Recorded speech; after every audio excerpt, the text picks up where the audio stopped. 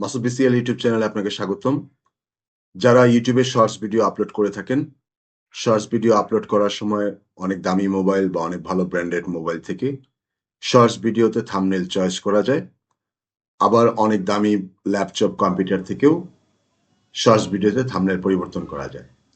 YouTube studio analytics program থেকে shorts ভিডিওর thumbnail পরিবর্তন করার একটি নতুন অপশন এসেছে।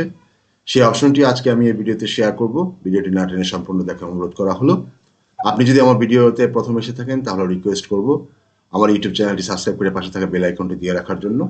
শর্টস বলা হয় ভার্টিক্যাল ফরম্যাটে, এরকম ভাবে যারা ভিডিও তৈরি করে তাদেরকে শর্টস ভিডিও বলা হয় youtube.com-এ, যেটা facebook.com-এ রিলস হিসেবে কাউন্টেড।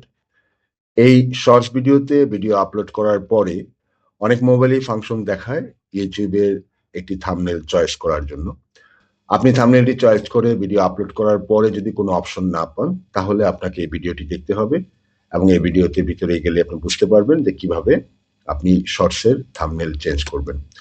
তার জন্য প্রথমে আপনাকে ইউটিউব স্টুডিও অ্যানালাইটিক্স প্রোগ্রামে আসতে হবে। YouTube studio analytics program, YouTube studio analytics program থেকে আপনাকে শর্টস ট্যাবে আসতে হবে। শর্টস, এই শর্টস ট্যাবে আসার পরে আপনি যে ভিডিওটার থাম্বনেল পরিবর্তন করবেন, যে শর্টস ভিডিওটার থাম্বনেল পরিবর্তন করবেন, সেটার আপনি এখানে পেন্সিল আইকন আছে, এই পেন্সিল আইকনে চাপ দিবেন।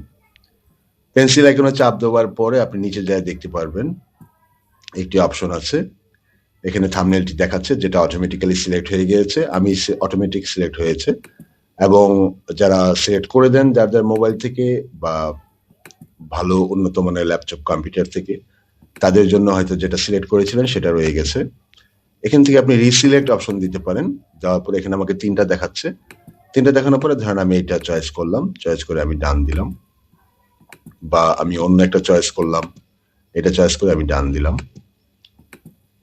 এরপরে আপনার কাছে যদি এই অপশনটুকু থাকে, আস্ক স্টুডিও অপশন, আপনার ইউটিউব স্টুডিও অ্যানালাইটিক্স প্রোগ্রামে যদি অটোমেটিক্যালি দেওয়া থাকে, তাহলে আপনি গেট সাজেশনে যদি ক্লিক করেন তাহলে সে আপনার জন্য একটি থাম্বনেল তৈরি করে দিবে অটোমেটিক্যালি।